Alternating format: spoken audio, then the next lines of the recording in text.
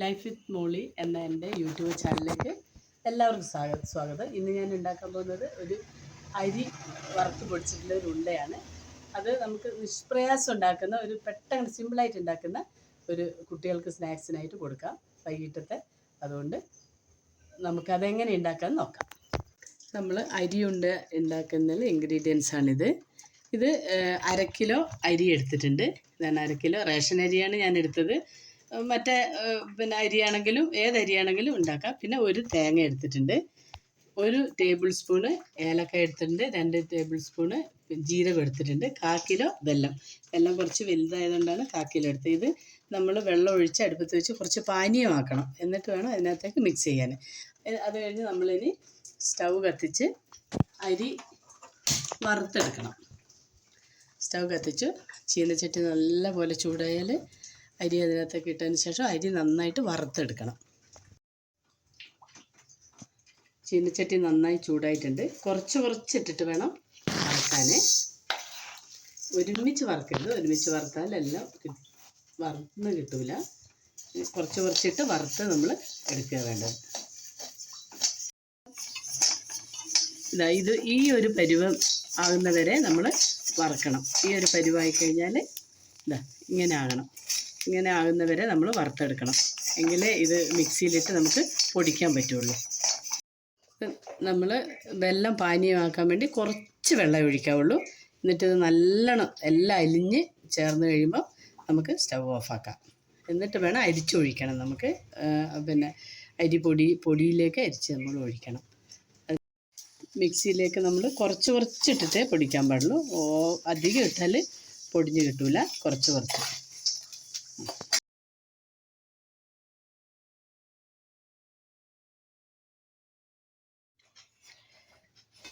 ഇതേ പരുവത്തിൽ വേണം അരി പൊടിച്ചെടുക്കാൻ. അരി പൊടിക്കുമ്പോൾ നമ്മൾ നേരത്തെ കാണിച്ച ചെറിയ ജീരകമുണ്ട്, അത് നമ്മൾ ലാസ്റ്റ് വറുത്തെടുക്കുന്നതിൻ്റെ കൂടെ ആ ജീരകവും കൂടി ഇട്ട് വറുത്തെടുത്തിട്ട് മിക്സ് ചെയ്യണം. ഇതിങ്ങനെ നന്നായിട്ട് മിക്സ് ചെയ്യാം. ജീരകമാണ്, ചെറിയ ജീരകവും കൂടി ഇടുമ്പോൾ നല്ലൊരു ഇതാണ്.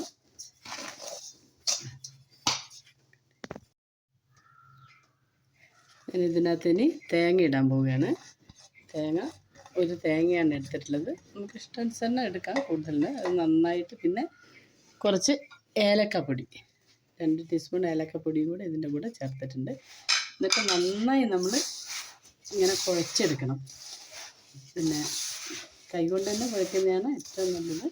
നന്നായിട്ട് തേങ്ങയും ഏലക്കപ്പൊടിയും ജീരകവും ഇതെല്ലാം കൂടി നന്നായി കുഴച്ച് ഇങ്ങനെ എടുക്കണം. അതിന് ശേഷം നന്നായി കുറച്ച് നേരം മിക്സ് ചെയ്ത് കുഴക്കണം.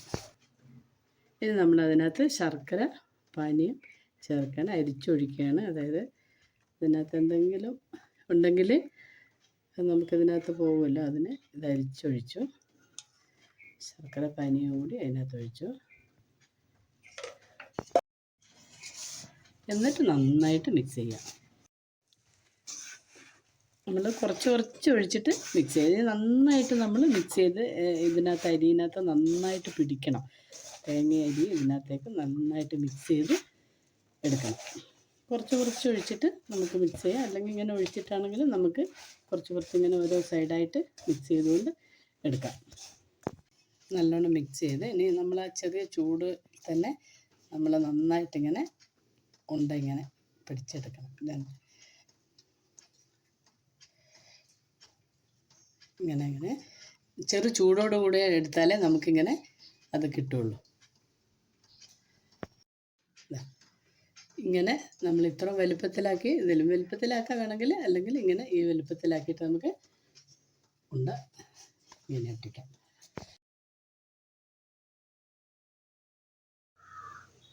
അപ്പോൾ അരിയുണ്ട റെഡിയായി. നിങ്ങളെല്ലാവരും ഇത് ചെയ്ത് നോക്കണം. കുട്ടികൾ സ്കൂൾ വിട്ട് വരുമ്പോഴത്തേനും അവർക്ക് നല്ലൊരു സ്നാക്സ് ഇതാണ് കൊടുക്കാൻ. കടയിൽ നിന്ന് വാങ്ങിക്കേണ്ട, നമ്മളെ വീട്ടിലുള്ള എന്താണ് ഉള്ളത്, അരിയും ഇതൊക്കെ നമ്മളെ വീട്ടിലുള്ളത്, അതെടുത്ത് നമ്മൾ എത്രയും പെട്ടെന്ന് നമുക്ക് സിമ്പിളായിട്ട് ഉണ്ടാക്കുന്ന ഒരു ഇതാണ്. അപ്പോൾ അതെല്ലാവരും ട്രൈ ചെയ്ത് നോക്കുക. ഇത് ഇഷ്ടപ്പെട്ടാൽ ലൈക്ക് ചെയ്യുക, ഷെയർ ചെയ്യുക, സബ്സ്ക്രൈബ് ചെയ്യുക, ബെല്ലൈക്കൺ അമർത്തുക.